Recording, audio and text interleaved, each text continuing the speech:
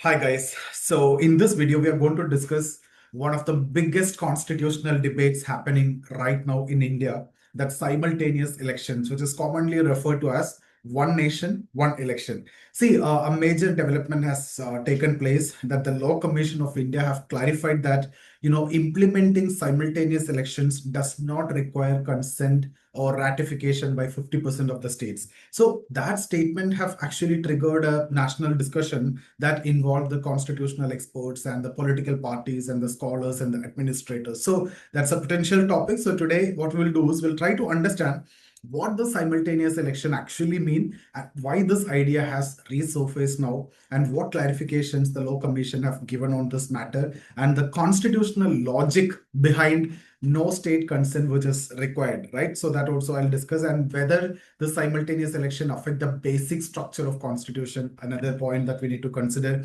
and the benefits of this and the concerns related to this, and the larger implications for Indian federalism. So multiple areas of the syllabus, it's actually connected. So let's give that kind of importance and then we'll try to analyze everything.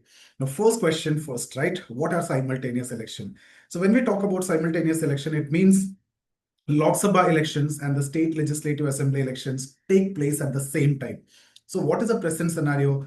Lok Sabha election happen every 5 years, and state assembly also have 5 year terms, right? But they dissolve at different times. Maybe multiple reason. Political realignments will be there, collapse of governments will be there, early dissolutions, and different historical election cycles.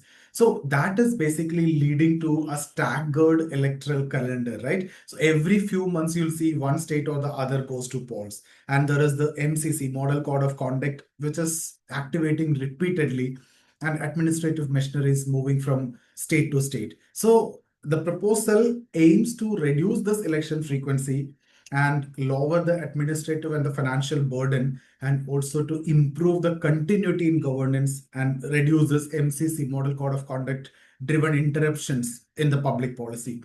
But still, synchronizing the terms require constitutional changes. So we need to discuss about that also. Now, the debate, why it has returned or resurfaced at this point of time.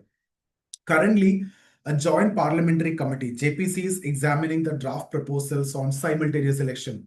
And to assist the joint parliamentary committee, the Law Commission was asked to clarify certain things. Which articles of the Constitution would need amendment for this? Whether these amendments require approval from the state legislature, whether the simultaneous election violate federalism or the basic structure of Constitution. So need clarity on these. And the Law Commission's reply have shifted the debate significantly. So see, before understanding the Law Commission's opinion, let's recall the three types of amendments under Article 368. One based on simple majority, then special majority, and then special majority with ratification by 50% of the state. So simple majority, that is used for matters not considered like constitutional amendment, like formation of new states like that.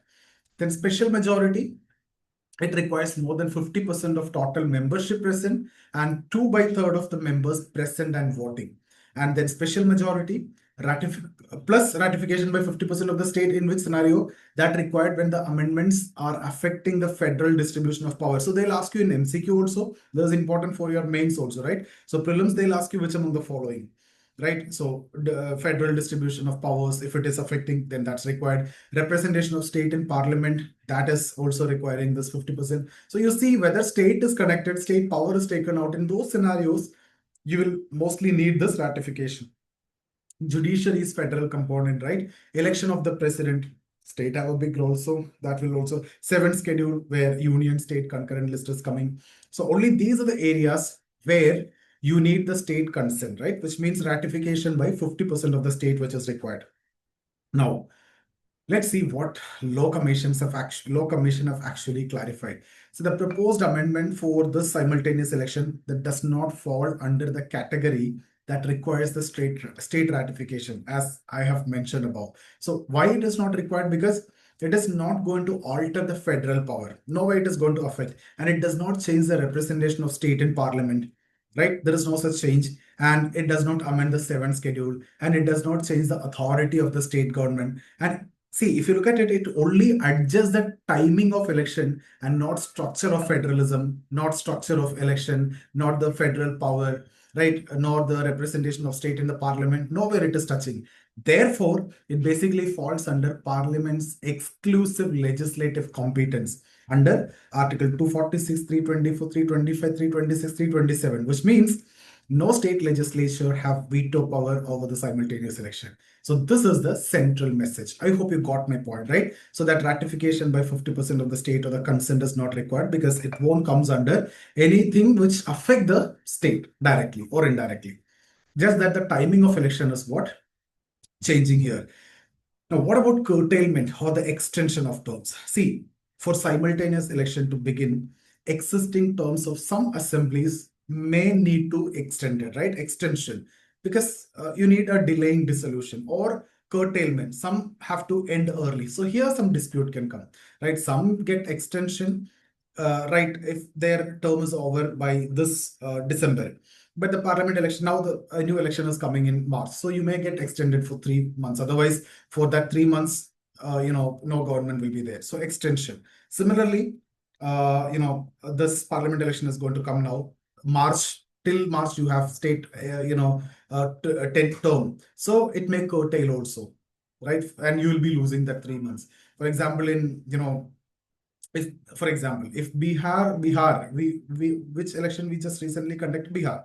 So Bihar had elections in 2025, but India won simultaneous election in 2029. Then what will happen here? Bihar's term must be adjusted, right?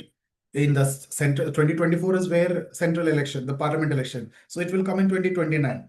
Now Bihar already had it in 2025. So that's now 4 years, but you need some adjustment. And many believe this altering the tenure altering, that will violate the federalism. That is one of the debate here. But what law commissions says is, see, parliament already has power to modify the duration of legislature. So that power already have the parliament. Duration of state legislature can be altered or modified. And this is not altering the federal distribution of power. And this does not distribute or disturb the basic structure of the constitution also, since parliament already have the power to modify the duration of legislature. So because of that, adjusting the terms, is constitutionally permissible, as it's not affecting the basic structure or it is not altering the federal distribution of power, right? Because parliament already have the power to modify the duration. So adjustment is possible. That is not going to affect the constitution. So that's constitutionally permissible. Now, why this does not violate the basic structure? That's another important thing. But for that, we need to see what are the basic structure. Federalism is one. Here, what is more contested is federalism, then democracy, and then free and fair election, separation of powers. So these are the elements which comes in discussion here. If you look at the basic structure and the topic here, right?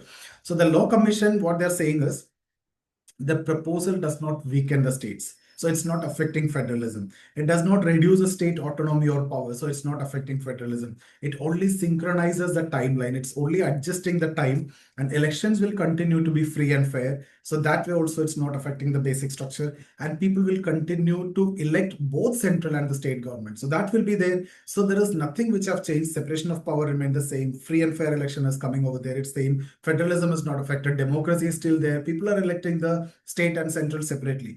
Therefore, the amendment that does not violate the basic structure. And this is very crucial because Supreme Court scrutiny will come, right? So eventually, they are going to test the logic of whether it is going to affect the basic structure of constitution or not. You have the power to amend, you amend it. It should not touch the basic structure. So that should be the scrutiny if it comes to the Supreme Court. So that way, again, it is valid. So it is permissible.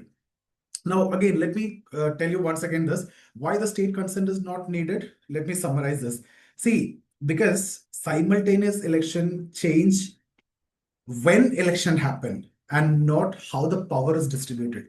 So if you see, it's all about timing, right? So here it's not altering the power of the state, not taking the power from the state, nor giving more power to the state. So you don't want the consent of the state. It's not affecting the federal structure. It is not affecting how the way power is distributed to the state. No way it's touching. It's just the question of when the election is conducted, right? It's not going to, affect how power is distributed. So If you look at it, the central state legislative powers, no connection here, not affected. Representation in Rajya Sabha, not affected. State autonomy, it's not affected. Judicial federal features, not affected. Seventh schedule division, not affected. I have discussed already this one, right? So therefore, this amendment that just required the special majority. The other one, the ratification of 50% of the state is not required in this case because it's not about how power is distributed. It's about when. Just the timing is what matters. Everything else is, constitutionally permissible. Now, some of the concerns raised by the scholars and the states. See, of course, not everyone is going to agree with the law commission, right? When it comes to law, when it comes to these points, when there is a subjective interpretation, different people will have different opinion. So law commission said this tomorrow, Supreme Court may go against it, right? The scholars have a different opinion. The states have a different opinion. So let's look at the concerns also. So the first one, the federal autonomy may weaken. See, if all elections happen together, national issues may overshadow the state issues. So state-specific governance and regional parties, they may lose the prominence, right? So the national issues is big, that may overshadow the state issues. So that federal autonomy may weaken. Second, laws of state-specific accountability cycle. See, at present, voters judge each state government individually based on that performance of the state government. Now, when it comes to simultaneous election, that create a nationalized political mood that may dilute the local concerns. So sometimes, see, if it comes to parliament election, some of them will decide to go for BJP. So their reasons are different. But when it comes to state election, if BJP as well as Congress is contesting, you may go for Congress because your issues and your local level issues and analysis and the problem solution will be different. So when it comes to simultaneous election, what happens is there is a nationalized political mood which is prevailing more. So this local things get diluted. So nationalized mood means we all go with BJP at the national level and the state level also that will get attention. So that is one problem, right? And then the logistical complication is there. What if the state government collapses midterm? So do we conduct elections immediately, right? Or you will be imposing president rule until the next national election cycle is coming, which is practically again not possible. So either whatever you are going to follow, right? Even if you conduct election immediately, or whether you're going to impose the president rule, both have constitutional challenges. Then this forced extensions or the cuts, the adjustment that I've discussed, that may appear undemocratic, right? So we were saying that it is not affecting federalism, it is not affecting democracy, but all these are subjective interpretation. So it is permissible, even though it's permissible, as per the constitution, changing tenure can impact the mandate duration, voter expectations, and legislative planning. So that way democracy may get affected. Now let's also look at the arguments for simultaneous election. Reduction in the election expenditure. That's the main one. It saves thousands of crores and that you can spend for the welfare activities. And this less frequent deployment of police and central forces. See, India conduct election almost every 2-3 months in some or the other region. So you need to spend huge on the forces. And third one is reduced governance disruption. See, the model code of conduct that repeatedly freezes policy making, right? Sometimes. So that will get reduced and the policy continuity will be there. Both center and the state get longer, uninterrupted windows for planning. And most importantly, that will help in administrative efficiency. So all these are the arguments which are in favor, out of which the one which makes logical sense is the reduction in election expenditure, the best one. Okay. Now, what is Law Commission's final stand? See, the Law Commission, basically emphasize Indian federalism is not watertight compartmentalized federalism. It is cooperative federalism, where the center and state work together. And the constitution already give parliament strong power over the election process, right? And then synchronization, if you do, that will enhance efficiency, but that's not going to centralize the power. State have their own power, their own authority, their own autonomy. So state ratification is not required, still is the point of law commission. So that again, I hope very clear. Now, this topic have multiple syllabus areas. Polity in prelims, they will ask you as MCQs from the different areas that I have discussed. When it comes to mains, federalism, if you look at the syllabus, federalism, election, constitutional amendment, basic structure doctrine, cooperative federalism, center-state relation. So they can ask you questions like discuss the constitutional challenges in implementing simultaneous election. Take this question, write down an answer, and then send it to us. We'll get it evaluated and we'll tell you, right? Or does one nation, one election dilute federalism? Or it could be evaluate the law commission stance on state consent is unnecessary for one nation, one election or simultaneous election. Now, for prelims, you can expect questions from Article 368, study well, special majority related case, right? The ratification where it is required, where it is not required, what are the types of majority, types of amendments, and election related articles 324 to 327. So this is a context. So what they do when you have the news and the context, they go back to the static. From there, they'll pick the question. So understand that, and that's how you need to prepare. So simultaneous elections are not just a political debate. They are, I would say, constitutional engineering project. So the law commission's interpretation that simplify the legal route, but that does not remove the political, administrative, or ethical questions. That's subjective, right? So when you are preparing for UPSC as future administrators, what is your job? Your job is to understand both the sides. So that's anyway I've given argument for and argument against, the concern of scholars and the state, and also the argument for also we have discussed. So understand both sides, analyze the constitutional logic behind this, and evaluate the federal implications, and think you need to think from the perspective of governance and not ideology. See, this debate will evolve, but your clarity that should remain firm. That shows your understanding, and that's what ultimately matters. So I hope you got this, and thank you so much for attending this session.